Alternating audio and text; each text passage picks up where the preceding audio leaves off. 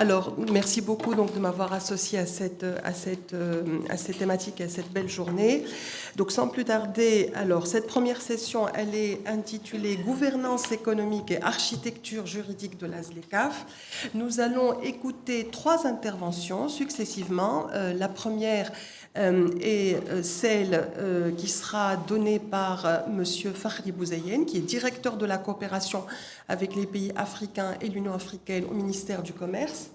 Donc c'est le point de vue du praticien sur la ZLECAf, fondement juridique, enjeux géopolitiques et stratégie d'intégration pour la Tunisie. Ensuite, nous écouterons Madame Emeni Ben Sikali qui nous entretiendra sur le protocole, donc du protocole à l'accord portant création de la zone de libre-échange continentale africaine sur l'investissement. Et enfin, nous écouterons Madame Mariam Mahrez de la Faculté des sciences juridiques, économiques et sociales de l'Université Al-Qadi Riyad du Maroc, et qui nous parlera du protocole sur l'investissement de la ZLECAf pour un développement inclusif et durable.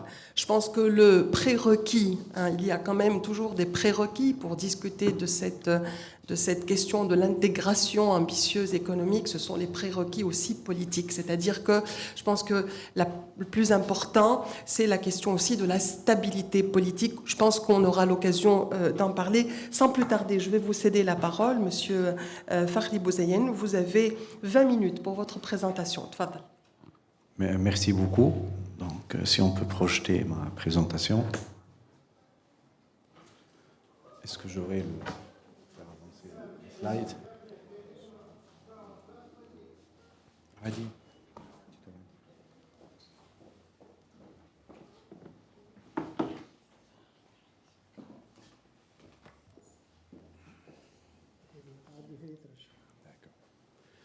Donc bonjour tout le monde, je suis heureux d'être parmi vous aujourd'hui. C'est un grand honneur d'être à la faculté de sciences juridiques, politiques et sociales de Tunis. Je remercie spécialement Madame Imen Warjab pour l'organisation de cette journée très importante pour nous, au moins en tant que ministère du Commerce, et on est en charge de ce dossier qui est la mise en place et les négociations de la ZLECAf.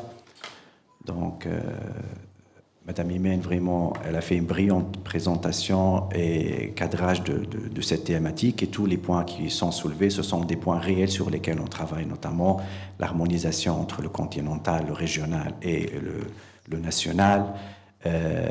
En fait, comme vous savez, un accord, c'est un instrument juridique, c'est un ensemble de textes juridiques qui doivent être appliqués sur un niveau national et qui doivent être conformes à la réglementation nationale, mais en prenant en considération aussi qu'on n'est pas le seul, on est en phase de négociation, les réglementations sont différentes par pays, et on va voir tout à l'heure aussi. Nous, en Tunisie, malheureusement, et les pays de l'Afrique du Nord, on négocie en solo, mais les autres parties négocient en bloc parce qu'ils sont très développés par rapport à nous au niveau de leur intégration régionale, au niveau de SCR, et on va voir ça tout à l'heure. Donc ça complique un peu les négociations pour nous. On espère que la dernière décision pour la République sahraoui peut résoudre un peu ce problème et que l'UMA reprend... Donc, que l'UMA, les pays du l'UMA peuvent travailler ensemble de nouveau. Donc, sans trop attarder, je vais commencer. Ma présentation sera aux alentours de ces points. Contexte de la création de la ZLECAf. Principales caractéristiques de la ZLECAf, opportunités et défis. Tunisie et la ZLECAf, stratégie d'intégration. Et aussi, un point très important qui a été soulevé tout à l'heure par Madame Professeure Imen, c'est l'instrument de soutien et de la mise en œuvre de la ZLECAf. Un accord aussi grand, un accord aussi ambitieux ne peut pas être seulement des textes juridiques, mais il faut aussi beaucoup de projets qui l'accompagnent et aussi des initiatives, et on va voir ça tout à l'heure. Donc... Tout d'abord, qu'il faut savoir que l'idée de l'intégration n'est pas une nouvelle idée, mais elle date depuis 1964, lors de la création de l'unité africaine. Et depuis cette date-là, on parle de la coopération. Et aussi, il faut savoir que la Tunisie est un pays fondateur de l'organisation de l'Union africaine. Mais c'était toujours des idées, une volonté des leaders des pays. Mais vraiment, en 1991, avec la mise en place du traité d'Abuja, c'est une approche, c'est la carte de route pour une approche progressive d'une intégration régionale à travers la création des CER, c'est les comités économiques régionaux, et un plan visant à créer une communauté économique africaine à l'horizon 2028. En fait, le traité d'Abuja se présente ainsi, donc avec 5 étapes. Tout d'abord, renforcer les CER, renforcer les comités économiques régionaux. Ensuite, la stabilisation des tarifs douanières et les barrières tarifaires au commerce qui ont été soulevées par Mme Imen tout à l'heure. Ensuite, l'établissement d'une union douanière à l'échelle continentale. Ensuite, la création d'un marché africain commun. Et enfin, l'établissement d'une union économique, monétaire et africaine. Et si vous voyez, ce sont les 5 étapes d'une intégration. Même au cours des économies, c'est ce que vous étudiez, c'est les 5 étapes essentielles d'une intégration. Donc, c'est une zone de libre-échange, union douanière, marché commun et enfin une union monétaire et économique. Donc, l'idée c'est de stabiliser les CER qui sont existants et créer des CER dans les régions où on n'existe pas. Donc, au niveau de l'Afrique, on a 8 CER qui sont reconnus par l'Union africaine. Et donc, il y en a la CEDEAO, la CENSAD, la CEDA, la CEAC, la GUID et l'UMA. C'était la dernière en 1989. Et il y a 3 qui sont créés après le traité d'Abuja, qui sont le COMESA, et dont nous faisons aussi partie. Et Mme Noura, qui est présente avec nous, c'est le point focal national du COMESA. Il y a aussi le CENSAD, qui a été créé en 1998. Et enfin, l'EAC, la Communauté d'Afrique de l'Est, qui est créée en 2000. Donc, il faut... Mais le problème, c'est avec le temps, des pays qui appartenaient à plus d'un CER. Et dont la Tunisie, on fait partie de l'UMA, on fait partie de COMESA et on fait partie aussi comme membre observateur de CENSAD. Kenya est le champion, elle fait partie de 4 unions, de 4 CER. Du coup, l'appartenance en même temps à plusieurs CER, et comme ça a été soulevé, devient un problème, parce qu'il y a chevauchement des textes, il y a des réglementations qui diffèrent de chaque CER, parce que chaque CER a ses propres réglementations, au niveau de la coopération réglementaire, au niveau des règles d'origine, au niveau de la loi sur la concurrence, au niveau de la loi sur les droits de propriété intellectuelle, et du coup, ça devient un problème. Donc, même au niveau des intégrations, les intégrations sont des niveaux différents. Et même, on a des champions qui, au niveau de la CEDEAO, qui ont atteint le stade de l'union monétaire. Donc c'est un stade très avancé. Ils ont une monnaie commune. À l'instar, l'UMA, pratiquement, c'est le CER qui n'avance plus et il n'y a pas de vraiment, on n'a même pas atteint le stade de la zone de libre-échange. Plusieurs problèmes sont à la base de ces problèmes-là, principalement la disparité des économies entre les pays, le déficit d'infrastructures, et on va voir tout à l'heure que c'est un problème majeur, l'infrastructure, les contraintes financières, la dépendance, et pratiquement la dépendance excessive à l'égard des soutiens extérieurs pour la mise en œuvre des engagements. On a toujours besoin d'un financement extérieur du continent et ça crée un problème parce que vous savez, quand on a un financement extérieur, il y a certaines exigences et du coup, ça aussi, c'est un problème majeur pour nous. Donc,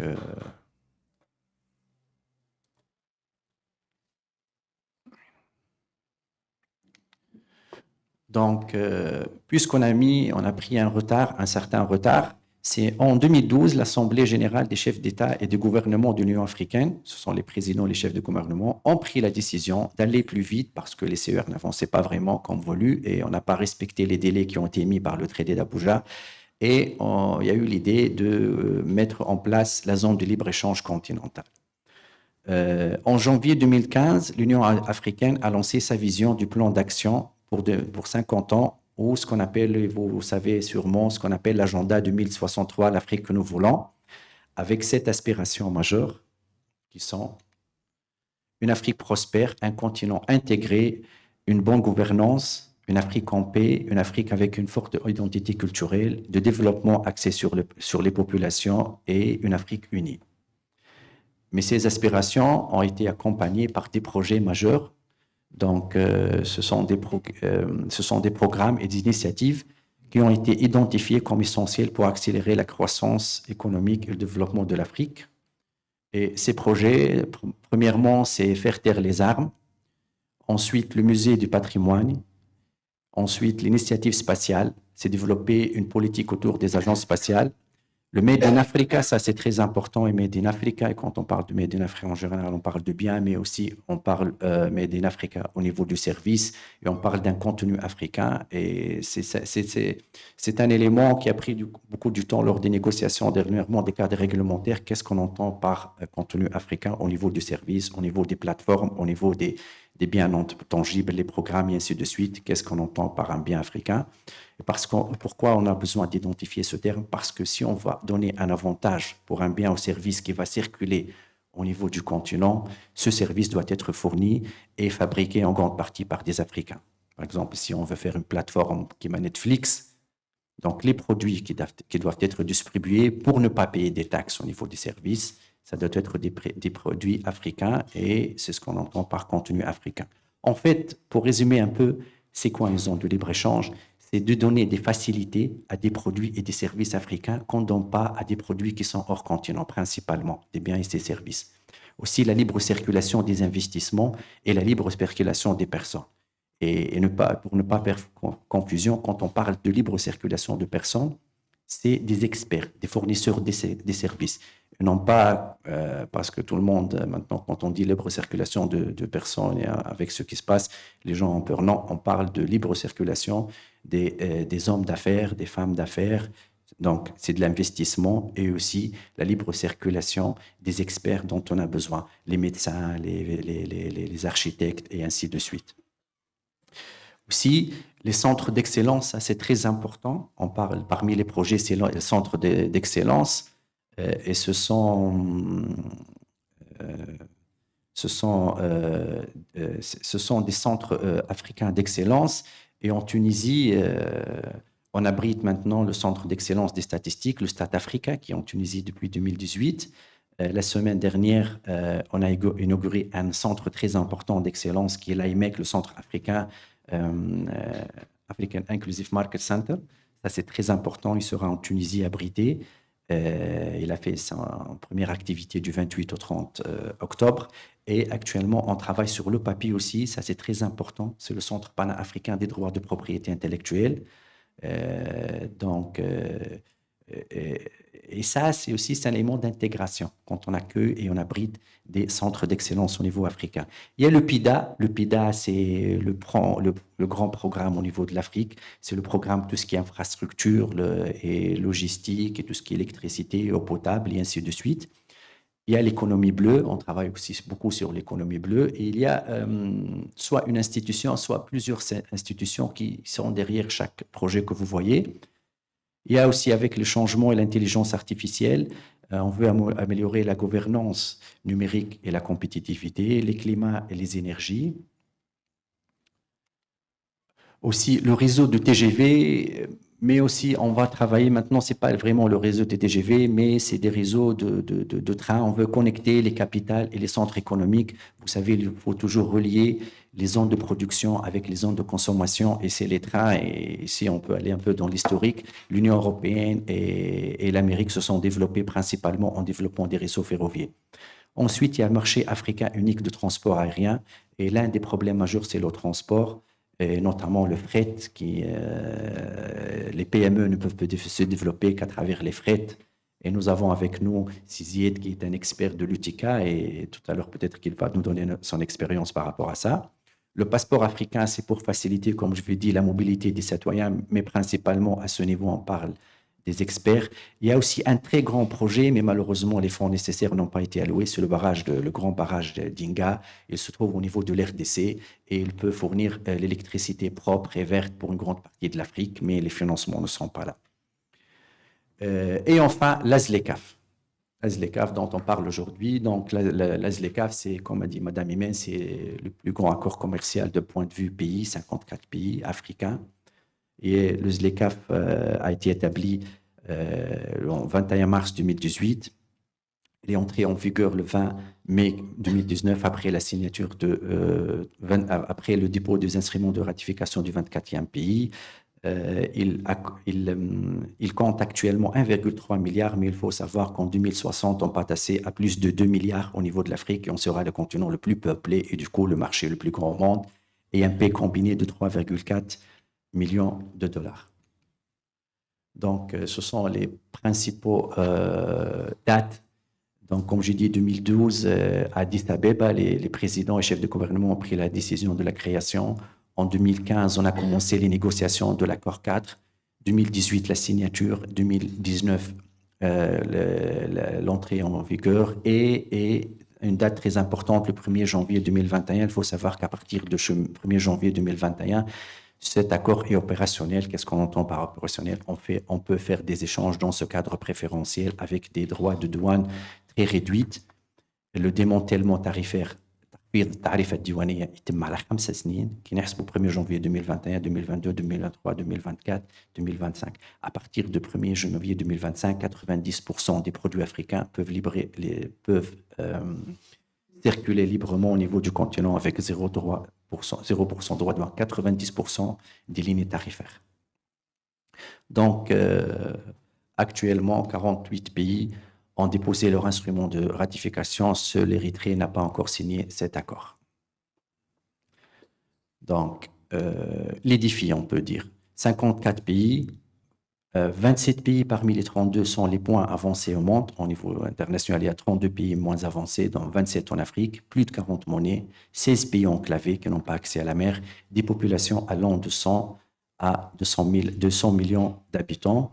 Donc, avec tous ces éléments, l'intégration régionale en Afrique apparaît comme une réponse rationnelle à ces défis. On ne peut pas continuer à travailler en solo. L'Afrique doit parler d'une seule voix et l'Afrique doit travailler ensemble. Et du coup, donc, les chefs de gouvernement, il faut toujours savoir, Mme Imen a posé tout à l'heure une question importante, la volonté politique. La volonté politique, la ZLECAf et l'Union africaine sont sous l'égide des présidents et des chefs de gouvernement. Tout ce que nous faisons, ce sont des décisions. En février de chaque année, il y a la réunion intergouvernementale qui regroupe tous les présidents des pays africains et ils nous donnent les décisions pour l'année à suivre, qu'est-ce qu'on doit faire. Et aussi, soit ils approuvent nos travaux, soit ils demandent des amendements ou des changements, ou ils nous demandent de refaire les travaux. Donc, il y a une volonté politique vraiment derrière tout ce projet-là.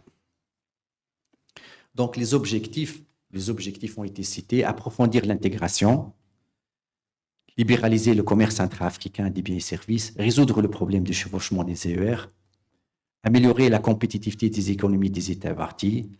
Et là, on peut aussi parler de développement des chaînes de valeur, améliorer la compétitivité, contribuer au mouvement des capitaux et des personnes physiques et faciliter l'investissement. Faciliter l'investissement, qu'est-ce qu'on entend par faciliter l'investissement? Et tout à l'heure, je pense que Madame professeure Mérim va parler plus en détail par rapport à ça. Les économies africaines sont très réduites.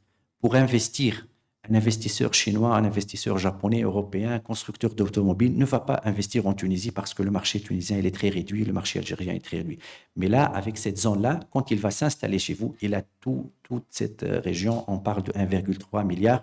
Et actuellement, c'est ce qui se fait au niveau de nos institutions nationales d'incitation aux investissements, le FIPA, le TA, ainsi de suite. On parle, pour attirer les investisseurs, on leur dit, si vous installez en Tunisie, vous avez devant vous un marché de 1,3 milliard avec toutes les facilitations, d'où l'intérêt. Et on voit vraiment, et on a un retour d'information, que plusieurs grandes marques internationales veulent s'installer en Tunisie ou ailleurs en Afrique suite à la mise en œuvre de la ZLECAf. Promouvoir un développement socio-économique, et les études qui ont été faites par la Banque mondiale et l'FMI ont bien montré que la ZLECAf peut sortir plus de 30 millions d'Africains de la pauvreté. Promouvoir le développement industriel, donc investissement aussi industrie. Promouvoir le développement agricole et la sécurité alimentaire. On ne peut pas être souverain sans une souveraineté alimentaire. Et ensuite, renforcer le pouvoir de négociation et l'influence du continent sur la scène mondiale. Il y a maintenant une idée derrière ça, que l'Afrique parle d'une seule voix, parce que maintenant, on on négocie avec des blocs, mais de l'autre côté, en tant que Tunisie, tu négocies avec un géant comme l'Union européenne, avec le Japon, avec la Chine, mais on est des tailles différentes. Mais quand l'Afrique va parler ensemble, ça peut changer la donne considérablement. Donc, comme on a dit, les CER sont les pierres angulaires de cet accord. Et d'ailleurs, deux articles, l'article 5 et l'article 19 de l'accord de la ZLECAf, parlent de CER comme élément constructif et pierre angulaire de cette intégration. Mais ce qui est bien, on utilise toujours la notion de la géométrie variable. Donc, ceux qui peuvent aller en plus, en avant, peuvent continuer à travailler ensemble et aussi garder les acquis. Donc, les CER qui ont atteint, parce qu'au niveau de la ZLECAf, comme je vous ai dit, on est dans la première couche, on est dans une zone de libre-échange, il y en a des CER qui ont atteint l'union douanière ou bien l'union monétaire. Ces pays-là peuvent continuer à travailler ensemble en attendant que nous, les autres pays atteignent le même niveau d'intégration. Pourquoi la ZLECAf?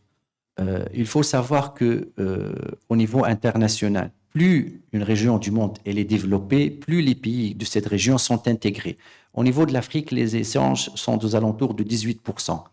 18% et ça diffère d'une CER à une autre. Il y a des CER qui ont atteint un niveau de 22% et des CER moins de 10%. L'Amérique du Nord, c'est alentour de 30%, l'Asie, c'est 58%, et l'Union européenne, qui est la championne, parce que c'est tout à fait normal, elle atteint un niveau d'intégration très développé, c'est alentour de 67%. Donc, nos ambitions au niveau de la ZLECAf, c'est d'ici 35, on atteint 20% sur tout le continent. Un élément très important aussi, ce qui est en rouge, c'est les échanges entre pays africains avec le reste du monde, et ce qui est en bleu, c'est les échanges intra-africains, et on remarque que l'échange avec le reste du monde est en volume et en valeur, elle est plus élevée. Mais ce qui est bien, c'est que ce qu'on exporte principalement en Union européenne, au reste du monde et aux autres hors continents, c'est des matières premières ou produits qui ont subi une première transformation. Par contre, ce que nous échangeons entre nous, ce sont des produits transformés. Donc, les échanges entre pays africains, c'est ces produits transformés. Quand on parle de produits transformés, c'est de l'industrie, c'est de l'investissement, c'est l'emploi, c'est la création de richesse. Donc, quand on fait des échanges entre nous, c'est la création de richesse plus que ce que nous exportons vers le reste du monde. Le potentiel, ça, c'est des études de la Banque mondiale. Il y a un potentiel important spécialement pour tout ce qui est vêtements et moteurs et pièces. Donc, ça, c'est les échanges intra-africains. Qu'est-ce qu'on peut développer entre nous? Donc, les produits électriques, plus la barre est longue, plus le potentiel est plus important. Et entre nous, on a un potentiel de 20 milliards de dollars si on atteint un certain niveau d'intégration. Donc, pratiquement, comme vous voyez, tous les produits agricoles, les produits industriels et des produits de la pêche, il y a un potentiel très important. Mais face à ceci se trouvent des problèmes et des obstacles majeurs. Le problème, c'est le coût de transport. Le coût de transport, en deuxième lieu, c'est le coût de logistique. Les coûts à la frontière, c'est très important parce qu'il y a des règles différentes au niveau des douanes. Le temps long, parce que les systèmes douaniers ne sont pas automatisés à 100%, une longue liste de documents à fournir, les normes qui sont différentes, tous ces éléments sont des obstacles. Il y a aussi quelque chose qu'on a ressenti réellement quand on a commencé à faire de la ZLECAf, c'est le coût d'information. Le coût d'information, on ne sait pas. Les opérateurs africains, il faut toujours savoir que les opérateurs sont le corps même de cet accord. Ils ne savent pas ce qui est produit en Afrique. Ils ne savent pas qu'est-ce qu'on peut exporter en Afrique. Ils n'ont pas vraiment d'informations par rapport aux normes, aux standards, aux règlements. Donc, ceci est un grand problème sur lequel on travaille actuellement. Il y a des obstacles liés à la politique commerciale, c'est les politiques des pays. Et on va voir plus en détail tout à l'heure, et autres coûts. Donc, tous ces éléments sont les vrais obstacles pour le commerce. La ZLECAf, elle est venue pour couvrir en grande partie ces problèmes et essayer de résoudre ces problèmes. Je ne vais pas m'attarder par rapport à ceci parce que tout à l'heure, il y a quelqu'un qui va présenter ceci plus en détail. Mais l'accord, d'une façon générale, est l'accord de la ZLECAf avec ces 8 annexes, ces 8 protocoles. Protocole sur le commerce des marchandises, protocole sur le commerce des services, protocole sur le règlement du différend. Et la semaine prochaine, on aura un atelier de la ZLECAf, le premier au niveau de l'Afrique du Nord, sur le règlement du différend. Le secrétariat avec les experts et les parties prenantes tunisiennes seront dans un atelier pour discuter un peu sur ce protocole et les initiatives qui lui sont joints. Aussi, protocole sur l'investissement, protocole sur le droit de propriété intellectuelle, protocole sur la politique de la concurrence, protocole sur le commerce numérique et dernièrement, protocole sur les femmes et jeunes dans le commerce. Tous ces protocoles ont été adoptés entre 2023 et 2024. Le problème qui a été posé tout à l'heure, pour l'entrée en vigueur, il faut ratifier ces accords. Ces protocoles ne sont pas encore ratifiés. Aucun pays n'a ratifié ces protocoles et du moins, ils n'ont pas encore ratifié les annexes parce que ces protocoles ont aussi des annexes et une grande majorité de ces annexes n'est pas ratifiée. Donc, pour le protocole sur le commerce des services, il a 9 annexes très importantes, la coopération douanière, la facilitation des échanges jusqu'à les règles d'origine. Protocole sur le commerce de services, il a 5 annexes. Et le protocole sur le règlement différend, il a 3 annexes.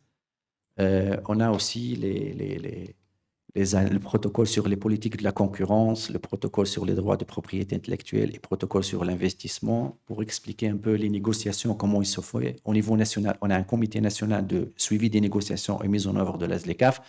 On a des comités techniques.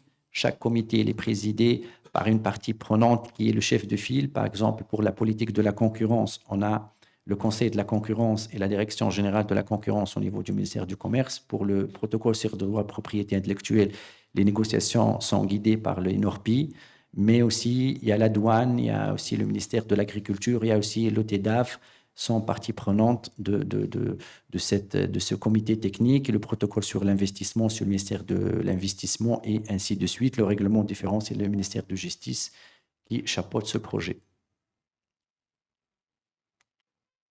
Tunisie, la ZLECAf. Donc, la Tunisie a été parmi les premiers des pays à signer l'accord en 2018. Il a été ratifié le 7 août 2020 et les instruments de ratification ont été déposés le 27 novembre 2020. Et à partir de cette date-là, on fait partie prenante de cet accord.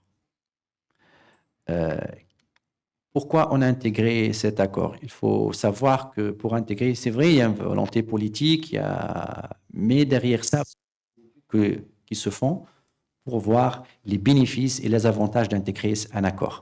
Donc, cette étude a été faite par la Banque mondiale, bien le CDE, j'ai oublié, mais pour savoir quel est le bénéfice, ce qui est le bénéfice réel sur le revenu de chaque habitant des pays africains suite à l'intégration. Ce qu'on voit en vert, c'est l'avantage sur le revenu individuel suite à l'élimination des barrières tarifaires, qui est mineur et qui est de moins de 1%. Ce qui est en vert clair, c'est l'avantage si on élimine les mesures non tarifaires qui ont été citées tout à l'heure, les facilitations au niveau de la douane et ainsi de suite. Donc, on s'approche de 2%, mais ce qui est bien, si on élimine tous ces éléments et on ajoute tout ce qui est facilitation du commerce, les éléments de facilitation du commerce, le gain individuel va dépasser le 4% par revenu annuel. Et ça, c'est très important. Les gains diffèrent, bien sûr, par rapport aux droits appliqués et à toutes les mesures au niveau de développement de chaque pays. Donc, la Tunisie a un avantage réel pour intégrer cet accord. Par rapport à cet accord. Donc, juste une petite idée, qu'est-ce qu'on entend par mesure non tarifaire? C'est les normes techniques et l'essence d'importation, parce que pour les importations, les procédures douanières complexes, les règles d'origine complexes, les barrières administratives, tous ces éléments-là peuvent être des entraves à l'entrée et la circulation des produits. Donc, si on élimine ces barrières non tarifaires, ce sont des mesures, en général, ce sont des mesures techniques, mais l'abus d'utilisation de ces normes et de ces mesures peut devenir un obstacle. Aussi, il y a les mesures de facilitation de commerce, et la différence entre ces deux-là, c'est que les mesures de facilitation, c'est l'automatisation des procédures douanières, la coopération transfrontalière dont je vous ai parlé tout à l'heure, le soutien aux PME exportatrices, l'infrastructure logistique et ainsi de suite. Donc, tous ces éléments-là doivent être améliorés. Par exemple, Bortenfida, le port de profondeur FIDA peut vraiment nous aider à développer nos exportations, non pas seulement vers l'Afrique, mais c'est un élément essentiel comme élément de facilitation du commerce international. Il y a une étude aussi sectorielle, les secteurs auxquels on va profiter au maximum cet accord, c'est l'agriculture, l'industrie manufacturière, le textile, et en même temps, il y a d'autres secteurs qui ne seront pas assez bénéfiques. Les exportations tunisiennes vers l'Afrique sont très minimes, comme vous voyez, même si les statistiques, c'est 2023, entre 2000, moi j'ai vu, avant d'être là, j'ai vu les statistiques n'ont pas vraiment changé. Les statistiques avec l'Afrique sont très minimes par rapport à nos exportations vers le reste du monde. Donc, les exportations vers l'Afrique sont aux alentours de 11%, avec le reste du monde, c'est 89%, alors que la moyenne en Afrique, c'est 14%. Mais l'Afrique tout entière, si on élimine la partie à l'Afrique du Nord, les Algérie ou le Maghreb essentiellement, et la Libye, ce qui reste, c'est alentour de 4%. Donc, c'est alentour de 4%. Voilà. Donc, la même chose, mais au niveau des importations, nous importons 10,42% de l'Afrique et 89% du reste du monde. Mais si on élimine la partie l'Afrique du Nord, vous voyez, les importations, c'est moins de 1%, c'est très minime. On parle d'intégration vers l'Afrique, des échanges de 1%. C'est pourquoi la ZLECAf elle est importante pour nous et notamment le COMESA. Les premiers partenaires au niveau des exportations, c'est le Sénégal, le Cameroun, le Côte d'Ivoire, le Ghana.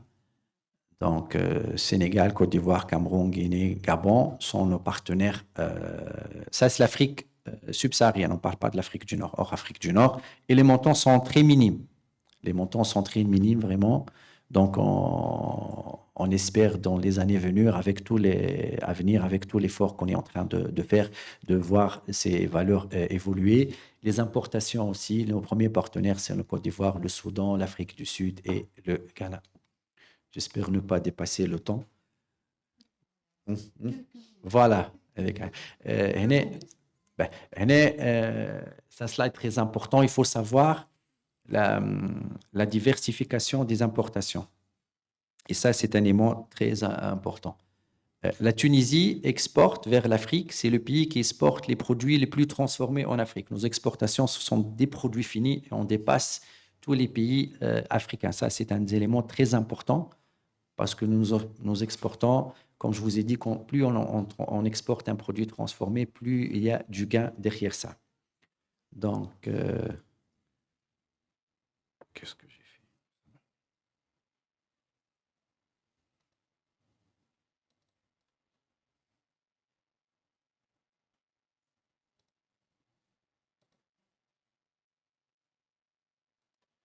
Donc, le slide d'après présente plus en détail ce que nous exportons vers l'Afrique en produits transformés, semi-transformés. Donc, la majorité de nos produits sont des produits transformés. Cet indicateur aussi, il est très important. Nous exportons vers 44 pays africains, même si nos exportations vers certains pays sont très minimes, mais nous sommes le pays qui exporte le plus vers les pays africains. Donc, nous avons une économie qui est très diversifiée. Nous avons des partenaires très diversifiés. Et ça, c'est un élément très important. Parfois, tu trouves un pays qui exporte plus, mais ses exportations sont concentrées vers un nombre réduit de pays.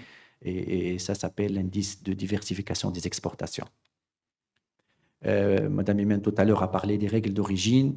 Les règles d'origine, c'est quoi? C'est la carte d'identité. Pour avoir un avantage pour exporter un service, ce produit doit être suffisamment transformé au niveau local.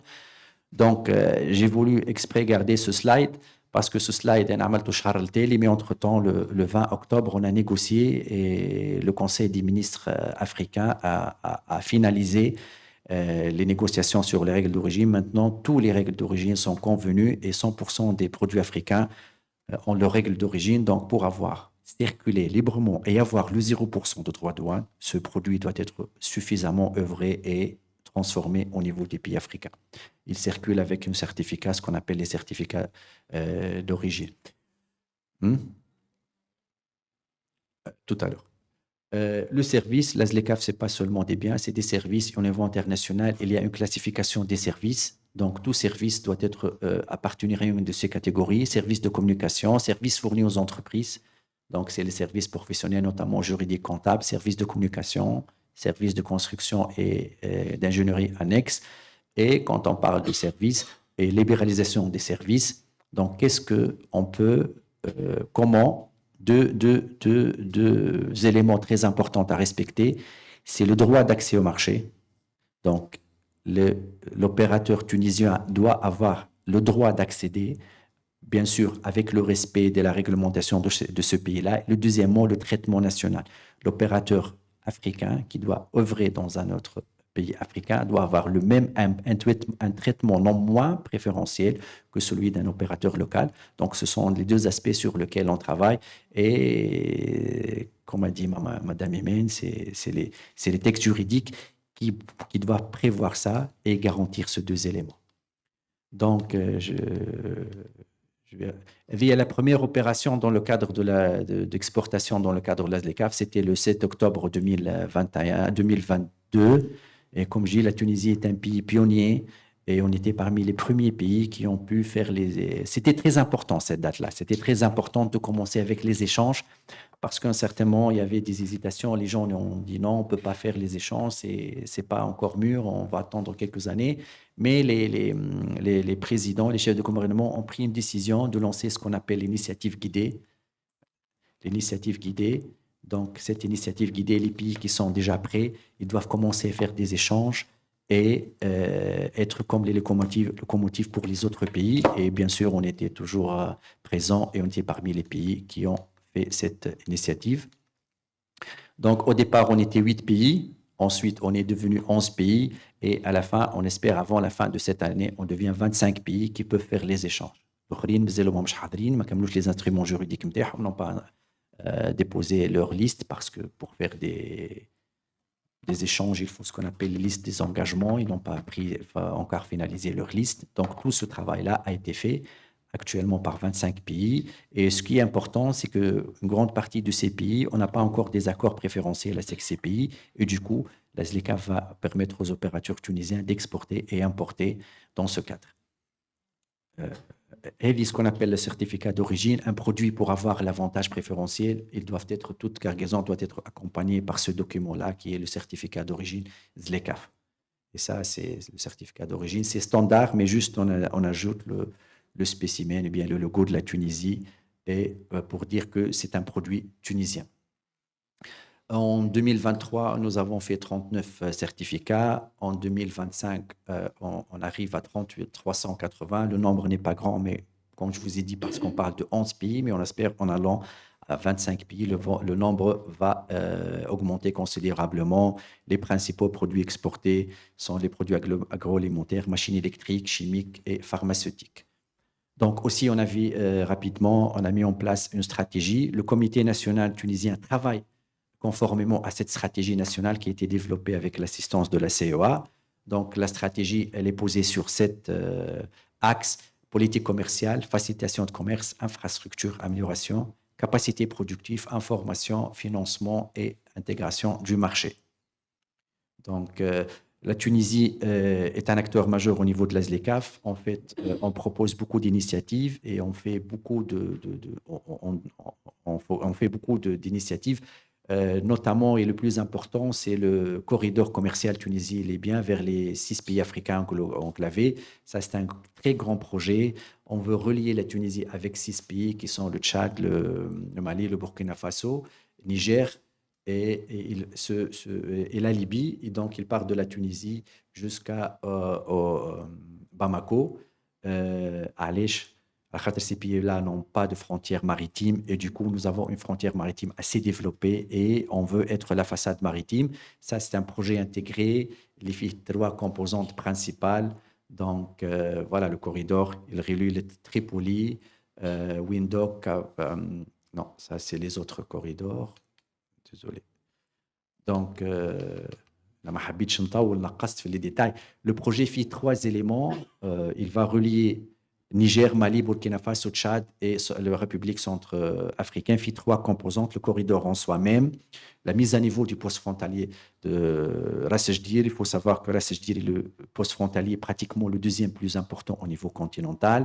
Et pour supporter tout ce volume, il faut le mettre à jour et le mettre à niveau. Et aussi, on a une grande zone au niveau de Benguerden, qui est la zone logistique de Benguerden, qui s'étend sur 160 hectares et qui fait partie de ce projet. Et enfin, les CAF, c'est des instruments. Le premier instrument, c'est les IATF, c'est le plus grand foire africain. Et il se fait tous les 2 ans. La 4e édition était en Algérie pour voir l'importance de cet événement. Et cette année était en Algérie, elle a été présidée par le président de l'Algérie. Il y avait des tables rondes thématiques sur l'ASLECAF et les présidents de plusieurs pays africains, dont notamment notre président tunisien, a participé à cette table ronde sur l'intégration et la facilitation de l'intégration au niveau africain pour, encore une fois,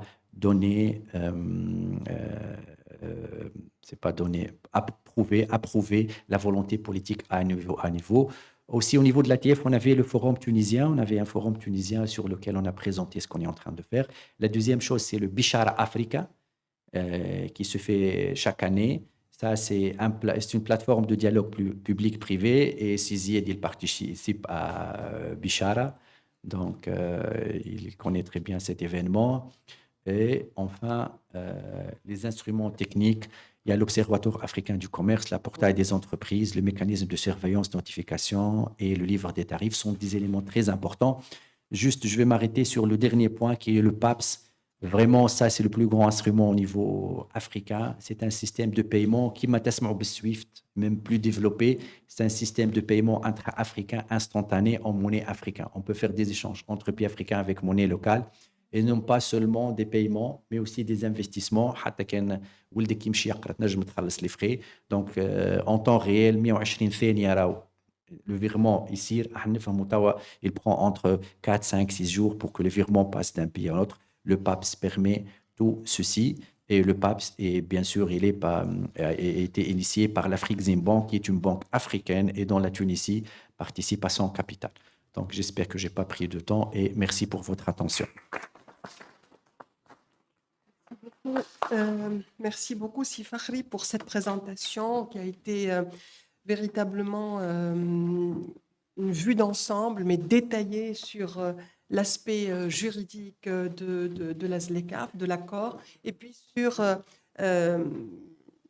les stratégies et l'implication finalement de notre pays dans cet accord et de sa mise en œuvre. Il y a beaucoup de choses qui ont été faites, certainement beaucoup de choses restent à faire pour une émancipation économique telle qu'on la voit, en tout cas dans les actes, dans les instruments pertinents de l'Union africaine, c'est-à-dire aussi bien l'acte constitutif de 2000 que la charte africaine des droits de l'homme et des peuples.